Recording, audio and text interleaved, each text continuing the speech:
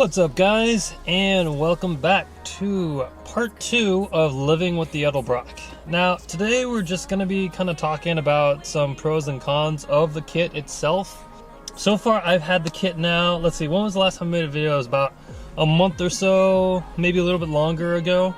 I've had the kit for about 4 months. You know, how's it been? So far the kit has given me 0 problems. I've had absolutely no problems mechanically with this kit. I've done my normal oil change. I like to do an oil change every 3,000 miles. Now, I know the manual says 6, and generally speaking, most cars don't really need more than that. This is my dream car. This is my baby, so I like to baby it. So I change my oil incredibly often. You don't have to do that with this kit.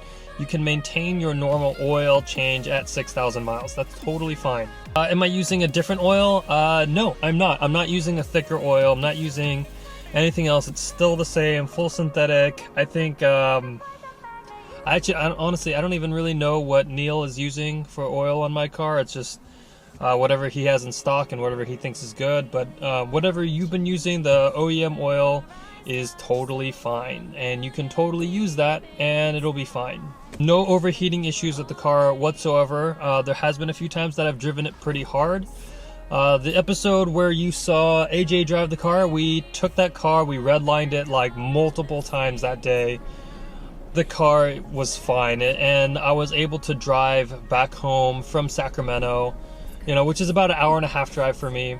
No problems whatsoever. So I know a lot of you guys who follow this channel, you guys were like, oh, I'm thinking about the Edelbrock. I don't know if I want it between that or the Jackson, or if I want a turbo. Here are just some like pros and cons of the Edelbrock. Some of the pros are this kit is incredibly reliable. Even if you don't get it when your car is new, because you know that's where you can take advantage of the warranty. This kit, the kit itself is covered by Edelbrock, I believe, and it's rated for up to 100,000 miles. So this kit basically, I haven't even broken in this kit yet. This kit is super good. It's super stable. Like you don't really feel like the kit is going to like break, which is good. You know, like it doesn't seem like a flimsy made kit. It's a very solid made kit with, you know, really good parts. Edelbrock is a company that has been around for decades. They've been, you know, building engines and supercharging cars, like generally Mustangs and Camaros and Corvettes, you know, since like the 60s. So they know what they're doing when it comes to cars. With that in mind, you have a really solid made kit. Another pro is that this kit doesn't really get very hot, which is good. It doesn't give you a lot of overheating issues. You know, a lot of times when people talk about like, oh, like forced induction, you have to make sure this kit doesn't get very, very hot. Another big pro for the Edelbrock is that you don't really need too many supporting mods. For a daily driver, you just put on the Edelbrock and that's it. Sure, catch can, an oil catch can, and an oil cooler are probably like generally just nice things to have, but they're not required with the Edelbrock. And in general, superchargers. Superchargers generally don't need as many supporting mods, which is really nice. You know, and that's great. So, and even for the track, what Neil recommended is really just get an oil cooler. That's all you really need to track this car with the Edelbrock supercharger. So that's really, really nice. As far as performance goes, some of the pros is that this car basically feels like it has a 6-cylinder in it. So instead of a flat 4, it now feels like a V6. It's V6. It's just a little, it's more powerful because all that power is linear. If you guys watched the dyno video that I did last week, was it last? Yeah, last week. If you guys watched the dyno video I did last week, you can see the very linear power gain on that dyno chart. That's really nice about the Edelbrock. You know, you get power from the get-go, and it's very linear across the band. You don't have to worry about any sort of torque dips. You don't have to worry about any sort of like turbo lag. That's the nice thing about superchargers. And because this is a twin screw type supercharger, you have boost like right from idle. So for those of you who are looking for linear power band, no lag, you know, boost right from the get-go, the Edelbrock or any sort of twin screw type supercharger seems to kind of be like what you're looking for. Now for some of the bad. And to be perfectly honest, the bad is all subjective. To be honest, a lot of the issues that I have with the kit are really just like really nitpicky, really first world problems when it comes to this. So kind of take these with a grain of salt. For one, when you start driving this car and you start revving up into like the higher RPMs, so think like 6,000, 7,000 RPMs, because this kit is heavier and it sits on top of your engine, me personally, I can feel a lot more vibrations going. There's a lot more movement in the engines when you're really revving it high. And the issue with that is that, at least personally for me, I'm a very fine-tuned type of driver. If things don't really feel right, I kind of need to change it. And so one of the main reasons I don't like this kit is just that feeling, that those extra vibrations. I can feel the car vibrating when I'm really hitting those high RPMs, and it makes me personally feel very uncomfortable. There's a reason I don't actually rev this car super high normally. It's because for me, it feels like the car's about to explode. I don't like that feeling at all.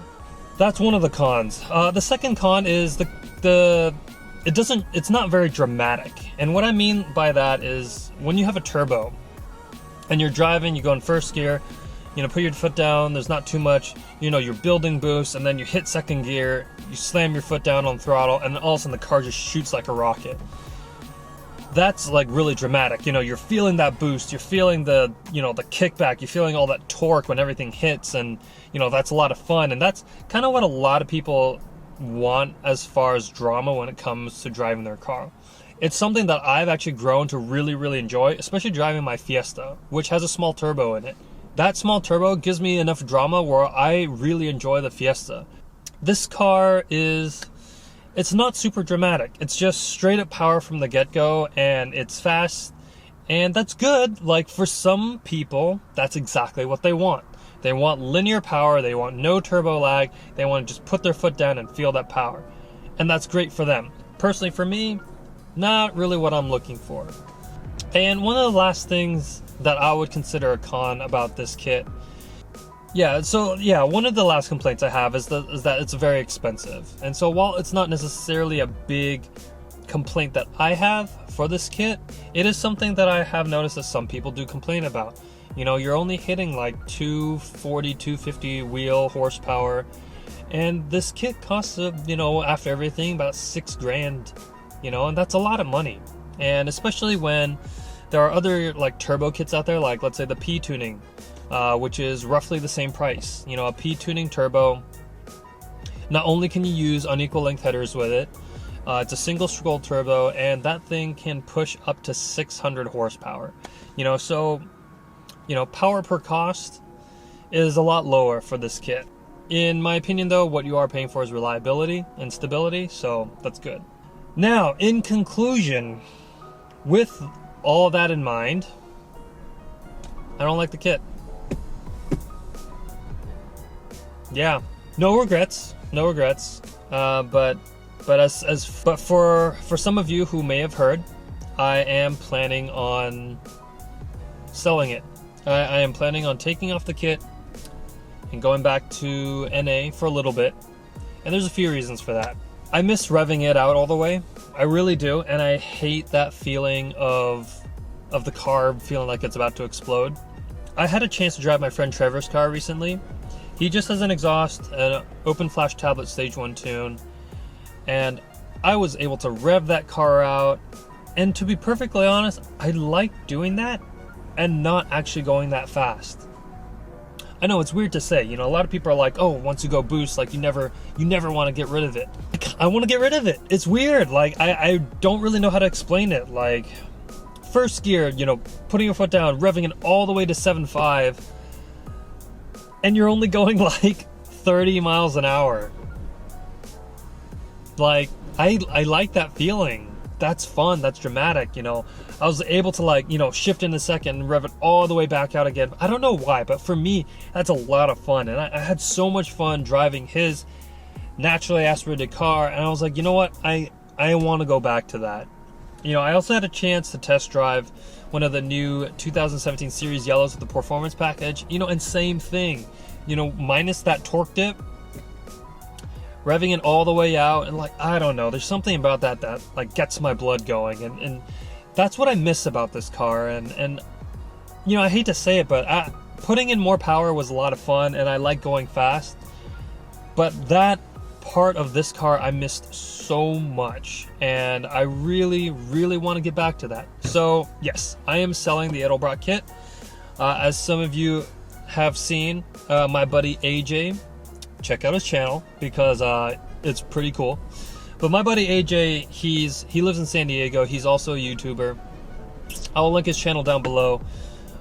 Yeah, he's going to be buying the Edelbrock kit from me. He's going to be putting it on his BRZ. So, you know, a lot of people on his channel are excited for him to supercharge. I'm excited to go back to NA. In the future, I probably will go force induction again. I'll probably run a turbo instead, just because I realize I'm more of a turbo guy than a supercharger guy. Yeah, you know, it's a different direction. I didn't think I would want to go back. I thought, especially after all the research that I did, I would want to stay with the Edelbrock. However, just the more and more I drive it, the more and more I realize I lost something that I love about this car. And for me, being that fine-tuned driver, that gap has to be filled again. And the speed, the power was not a necessity for this car. That's the whole reason I bought the BRZ, is I didn't care that it was slow. I mean, these cars, come on, let's be honest, this car's not that slow. Off the line, it's not fast. This car was meant to be everything but a drag racer, and especially after going the forced induction route, I realized that even more so. And yeah, I could have saved $6,000. I could have, but you know what though? I'm glad I did this for me and also for you guys. So for those of you who are like, oh, power, yeah, power, really think about what you want. What do you enjoy about the car? Because whenever you do a major engine modification, it will change the way the car drives. If there are certain parts of the car that you want to enhance, make sure the mods that you do will enhance those parts of the car. So in the future, what am I going to do? Well, I'm going to plan on the P-Tuning Turbo Kit, but that's going to be a few years down the line. But because that kit can use unequal length headers, we are going back to unequal length headers. Now, I know I'm going to get a lot of flack for this, but I don't care. I'm going to go with catted unequal length headers. Yep, because I don't want to be that loud, but I want that rumble again. So probably thinking about the JDL catted unequal length. I've heard many good things, so, you know, and they're a solid company, so gonna go with those. And, you know, who knows, maybe when I go with the P-Tuning kit, I'll sell those and get catless, but for now, I'm gonna stay catted. Yeah, big decisions, guys. A lot of kind of switching it up. So yeah, it's going to be interesting. I'll let you guys know what I think about basically, you know, being in that boosted life and then not being in the boosted life. So I'll let you guys know, keep you guys updated. But I hope you guys enjoyed this video. See you guys on the next one.